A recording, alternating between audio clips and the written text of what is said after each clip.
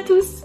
Aujourd'hui, nous allons parler de nos droits. Et oui, c'est jamais facile de savoir exactement ce à quoi on peut prétendre ou alors comment on peut les déclencher, qui peut nous aider. Donc aujourd'hui, les patients nous témoignent. En tant que patient CEP, nous avons des droits et il est important de les faire ouvrir dès que possible. Je parle notamment de la sécurité sociale et de l'ALD pour les remboursements de soins à 100%, mais aussi de la MDPH pour par exemple la RQTH ou les cartes de priorité. Ces dossiers sont parfois compliqués, il ne faut pas hésiter à se faire accompagner d'une assistante sociale. Si vous n'en connaissez pas, il y en a dans les réseaux CEP qui sont présents sur 90% du territoire et qui en plus de services de psychologues et d'infirmiers proposent les services d'une assistante sociale. Sur les conseils de ma marraine au sein de l'association CEP Avenir, j'ai initié une demande de dossier auprès de la MDPH en début, juste après le diagnostic.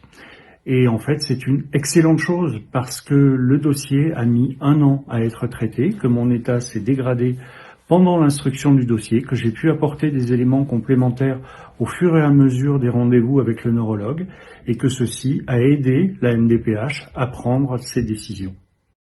Alors pour le travail, sachez que vous avez le droit de demander une pension d'invalidité, donc catégorie 1, 2, 3, et puis par la suite une pension d'incapacité. Donc l'invalidité est à demander auprès de la CPAM, l'incapacité auprès de la MDPH, sachant que pour les fonctionnaires ce n'est pas possible. Donc surtout bien vous renseigner avant de demander les démarches si vous êtes en droit de le demander. Au niveau des aménagements possibles, on parle souvent des aménagements pour le travail, mais on a aussi droit à des aménagements pour les cours, pour les examens quand on est dans les études. Moi, j'ai pas fait de demande d'aménagement pour mes cours parce que mes formateurs sont très compréhensifs.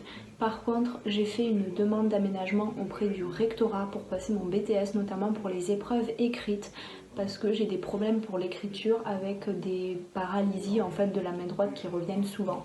Donc pour moi, c'est vraiment difficile d'écrire plus de 10 minutes, un quart d'heure, voire même des jours, tenir un stylo, c'est l'enfer. Donc voilà, et j'ai eu cette demande, même si ça n'a pas été toujours facile.